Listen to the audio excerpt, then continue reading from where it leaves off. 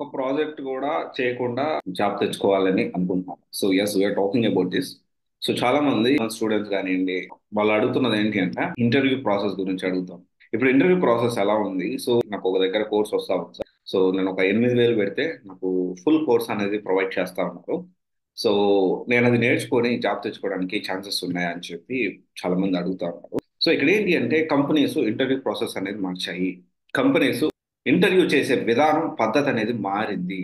ఇది మీరు ఒక బ్యాక్గ్రౌండ్ విషయమే కాదు, లేకపోతే ఇంకొక విషయమే కాదు, కంపెనీస్ అయితే చాలా చాలా చేంజెస్ అయితే చేస్తా ఉన్నాయి. సో బీజీవీ ప్రెసెంట్ అనేది చాలా క్రిస్టల్ క్లియర్ చెప్తా ఉన్నాం. బీజీవీ అనేది ఎంఎన్సీలో బీజీవీ ఇప్పుడు తక్కువ చేస్తున్నారా అంటే ఎస్ అనే చెప్పాలి. అన్ని ఎంఎన్సీస్ కాదు, కొన్ని ఎంఎన్సీస్ మాత్రమే స్ట్రిక్ట్ గా ఉన్నాయి. మిగతా కంపెనీస్ ఏంటి అంటే బేస్డ్ ఆన్ ప్యూర్లీ స్కిల్, మనం ఇచ్చిన టాస్క్ వీళ్ళు చేయగలుగుతారా లేదా, ఆన్ టైం కంప్లీట్ చేయగలుగుతారా లేదా, అంటే ఈ టాస్క్ అంటే మనం ఏదైనా కొత్త ప్రాజెక్ట్ వస్తే వీళ్ళు చేయగలుగుతారా లేదా అని చెప్పి ఆలోచిస్తా ఉన్నాయి. ఈ పాయింట్ ఆఫ్ వ్యూలోనే ఈ ఇంటర్వ్యూ ప్రాసెస్ అనేది కంపెనీలు ఇంటర్వ్యూ చేసే పద్ధతి అనేది మారింది. ఎందుకంటే they are not looking into so బట్టి బట్టే వాళ్ళని కానివ్వండి, A² + B² దానికి సంబంధించిన ఫార్ములా కానీ ఏదైనా కానివ్వండి. సో ఇక్కడ ఏంటి అంటే అలా ఒక ఫార్ములా బట్టో లేకపోతే ఒకటి బట్టి పట్టే విధానం అనేది వీళ్ళు ఎక్స్పెక్ట్ చేయట్లేదు. చాలా మంది నేను ఒక నేర్చుకున్న స్కిల్ నేర్చుకున్నా, నేను ఇది మాత్రం ఈ టాస్క్ మాత్రం అంటే ఒక ఫామ్ ఎగ్జాంపుల్ చెప్తే ఒక ఫామ్ అనేది క్రియేట్ చేస్తున్నారు బై యూజింగ్ HTML CSS3 అనుకుందాము. ఒక ఫామ్ క్రియేట్ చేసేటప్పుడు ఒక ప్యాటర్న్ ఒక కోడింగ్ అనేది రాస్తారు. ఇదే కోడింగ్ అయితే నేను చేయగలుగుతాను, వేరే డిజైన్ అయితే నేను చేయలేను అనే వాళ్ళకి కష్టమవుతుంది. ఏ ప్రాజెక్ట్ అయినా చేయగలిగే విధంగా అడాప్ట్ చేసుకుని కొత్త టెక్నాలజీ అయినా కానీ అడాప్ట్ చేసుకునే విధంగా అలా ఉండే వాళ్ళని మాత్రమే హైర్ చేసుకుంటా ఉన్నాయి. అంటే ఇక్కడ జేడీ ఒకటే కాదు, ఇక్కడ మనం అర్థం చేసుకోవాల్సింది ఏంటి అంటే మనందరికీ కూడా బీటెక్ లో ఖచ్చితంగా థీరమ్స్ అనేవి వచ్చి ఉంటాయి. మనందరికి తెలిసి ఉంటుంది. కరెక్ట్గా ఎగ్జాక్ట్లీ గుర్తులేదు ఏ సబ్జెక్ట్ లో వచ్చిందని, కానీ అన్ని బ్రాంచెస్ లో కూడా థీరమ్స్ అనేవి వస్తాయి. ఈ థీరమ్స్ కాన్సెప్ట్ ఏంటి అంటే ఆ థీరం నేర్చుకొని మనము డిఫరెంట్ వాటిలో అంటే మన ఎగ్జామ్ లో కూడా డిఫరెంట్ ప్రాబ్లమ్ ఇస్తారు సాల్వ్ చేయడానికి by using that theorem. So at the same time projects కూడా డిఫరెంట్ ప్రాజెక్ట్స్ వస్తాయి. మనం ఒక కాన్సెప్ట్ నేర్చుకుంటే concept oriented, real time oriented, project oriented నేర్చుకుంటే మనకి జాబ్ వచ్చేదానికి అంటే ఏ ప్రాజెక్ట్ లో వేసినా కానీ ప్రాసెస్ అనేది ఇంప్లిమెంట్ చేసి మనం అవుట్పుట్ అనేది తీసుకురావడానికి ఛాన్సెస్ ఉంటాయి. And company looking more into practical knowledge and real time knowledge గురించి వాళ్ళు చూస్తా ఉన్నారు. అండ్ ఇంటర్వ్యూ చేసే పద్ధతిలో కూడా వాళ్ళ ప్రాజెక్ట్ అనేది కొంతమంది అయితే డైరెక్ట్ కొన్ని టాస్క్లు ఇచ్చి ఈ టాస్క్ మీరు చేసి మాకు అప్డేట్ చేయండి.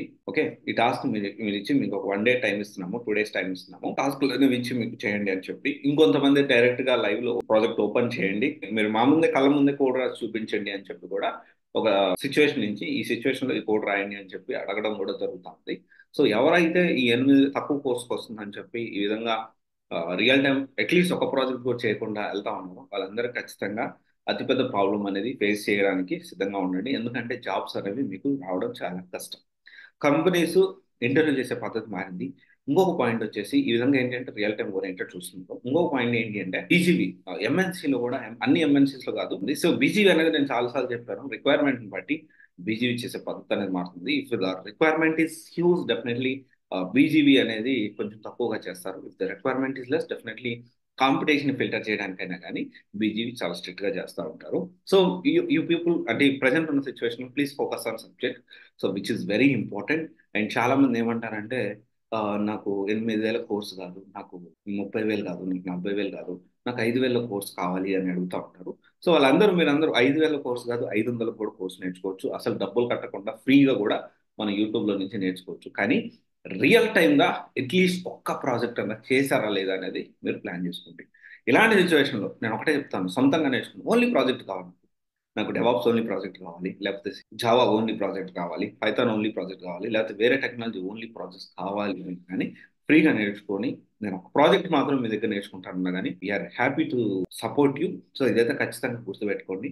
అండ్ కానీ మనము సొంతంగా నేర్చుకుంటే కొంత టైం అనేది ఎక్కువ పడుతుంది. ఆ టైం ఎక్కువ పట్టుకొని ఉండాలంటే మనం ఎక్కువ టైం అనేది మనం ఇన్వెస్ట్ చేసి కష్టపడాల్సి ఉంటుంది. అండ్ ఇదైతే ఖచ్చితంగా మీరు గమనించండి. ఓకే, సో మంచి టైము, మంచి కాల్స్ ఉన్నాయి, త్వరగా జాబ్ తెచ్చుకోవడానికి ప్రయత్నం చేయండి. All the best. Thank you.